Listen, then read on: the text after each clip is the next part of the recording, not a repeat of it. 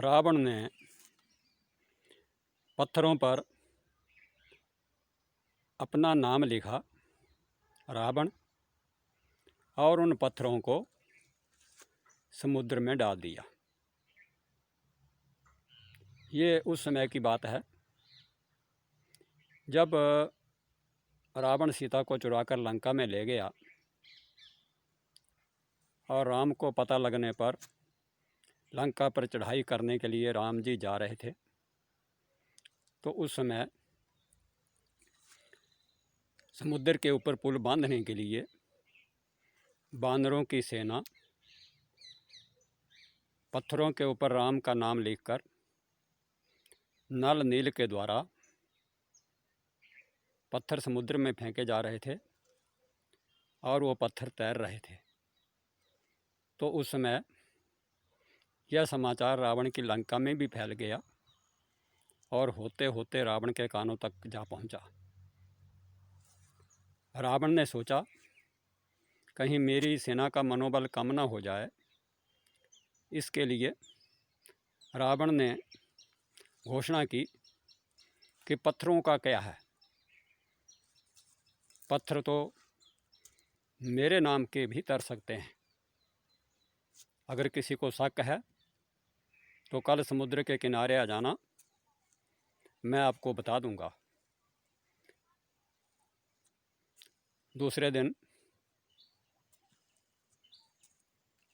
लंका की जनता भी समुद्र के किनारे पहुंच गई और भी रावण भी अपना कर्तव्य दिखाने के लिए समुद्र के किनारे जा पहुंचा। रावण ने पत्थर इकट्ठे करवाए और उन पत्थरों पर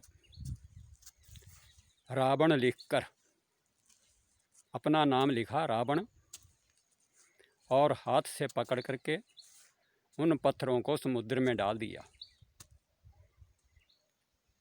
पत्थर तैरने लग पड़े। जितने भी पत्थर रावण ने अपना नाम लिखकर समुद्र में डाले वो सभी तैर गए।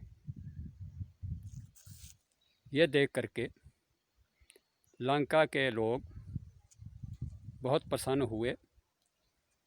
उन्होंने सोचा कि रावण भी कुछ है, रावण भी राम से कम नहीं है। परंतु शाम के समय जब मंदोदरी और रावण इकट्ठे बैठे हुए थे तो मंदोदरी ने रावण से पूछा कि हे लंकेश,